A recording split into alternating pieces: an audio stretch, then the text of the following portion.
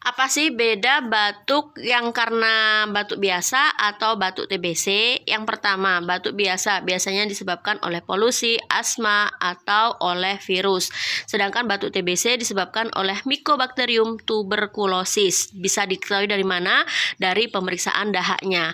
Yang kedua, biasanya untuk batuk biasa itu akan sembuh dalam beberapa hari. Sedangkan untuk batuk TBC itu secara terus-menerus. Kemudian yang ketiga, untuk batuk biasa biasanya batuk kering atau walaupun berdahak warnanya putih atau bening. Sedangkan untuk batuk TBC biasanya berdahak berwarna keruh atau kadang-kadang berdarah.